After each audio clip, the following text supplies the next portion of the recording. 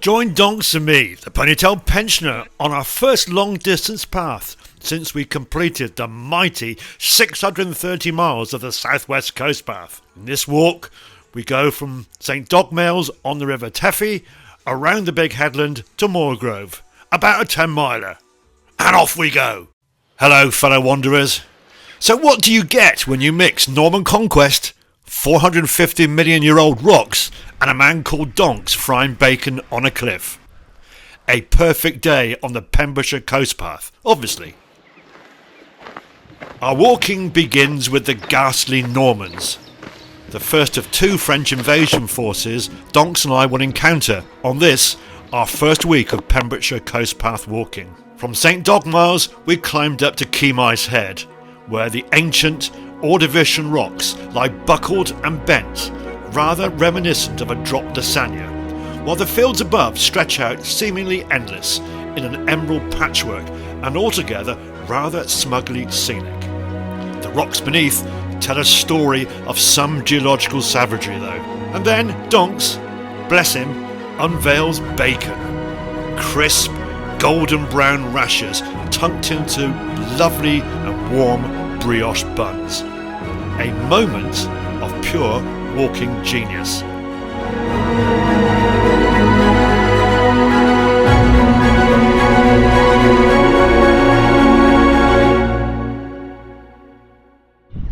The Normans, those medieval property developers with swords.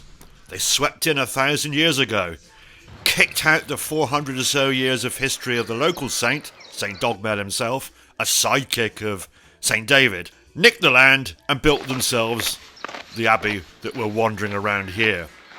I guess what's left is a noble ruin, and it was perfect for brooding over stolen kingdoms all those centuries ago. We still feel the after effects today. That's enough Norman history, fellow wanderers.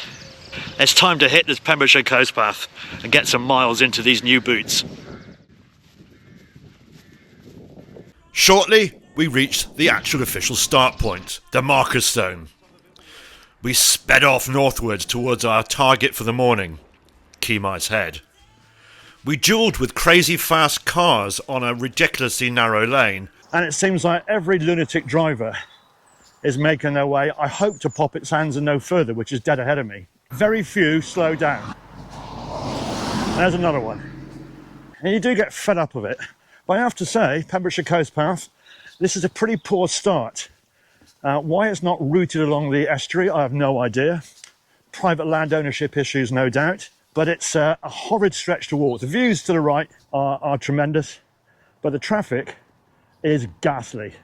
But in time, we popped out at Poppit Sands, a glorious golden beach where the gentle breeze moved the sand grains around just enough to make sure they penetrated our walking boots.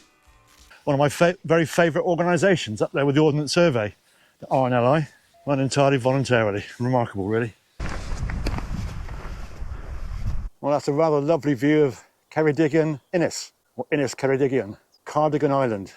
And the sea is the boundary area between the Irish Sea away to the north, that's the right, and the Celtic Sea away to the left, the south. And this particular stretch of very benign looking water today is St. George's Channel. And we're now beginning to leave the estuary of the Afon Teffy and heading towards Cemaes Head. Well, the lane is behind us and we're walking to the northernmost point on the Pembrokeshire Coast Path, Cemaes Head. This was fine and straight ahead style cliff top walking. Donks and I managed two milestones in our very first morning. Firstly, the northernmost point of the whole Pembrokeshire Coast Path at Cemaes Head. And second, on the very same headland, the highest point, round about 575 feet above sea level. At the headland, we paused and admired the views, whilst letting our legs register the first of many formal complaints on this week of walking. Below us, the sea stretches into infinity, a deep and brilliant blue expanse of wild and untamed beauty. The seagulls flying above us look down. I always think with a sense of mild curiosity, wondering why two humans are voluntarily walking so far.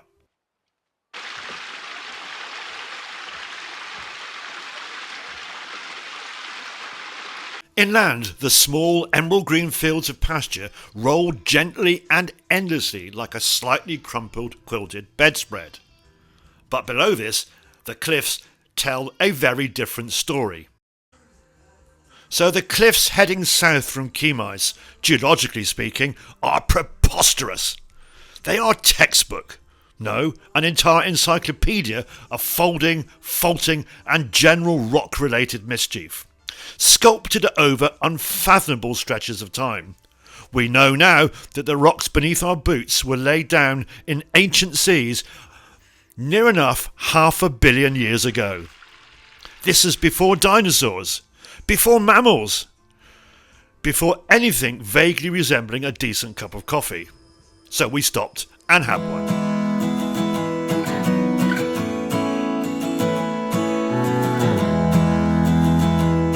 Unbelievable to think back when these rocks were being formed that the land masses that will one day become Wales were hanging around somewhere near the South Pole.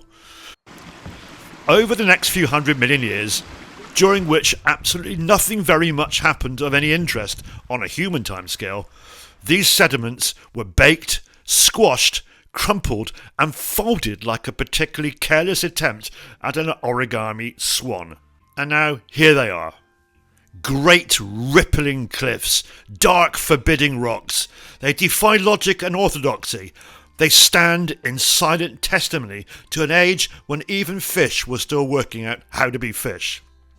And us, mere specks of carbon, are just walking on them. Donks and I showed these rocks the respect they deserved. So our first leg is in the final part. We're on our way to Cable Bay, which is ahead of me, half a mile ahead perhaps. Descent down into it and we'll have a bit of a break there before walking back to the car at Trewhiddle. We navigated our way down onto the stony bay of Caber. Donks wanted to, of course, toss one. Instead, we shared a magical late luncheon. Donks unveiled bacon, fried it to a crisp golden loveliness, and then encased it in a brioche bun. A moment of pure walking genius. This is class. After our repast, we crossed a delightful stone bridge.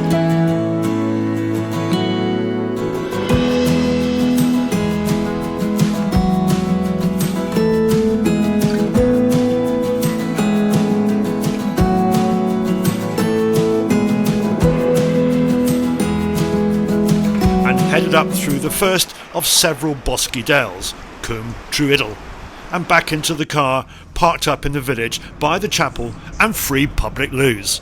Excellent. Next time we start from here in the village of Trewhiddle or Moylgrove and head southwest down towards Newport or Treffdraith. Thanks for tagging along, I do really appreciate it. Parking info and an Ordnance Survey map are tucked down below in the description, if you fancy walking it yourself. And there's a whole rucksack full of videos on the channel, and I usually add a new one most Saturdays, unless I'm lost, soaked or still at home. Subscribe and follow me. I'm Steve, the Ponytail Pensioner. Let's keep wandering.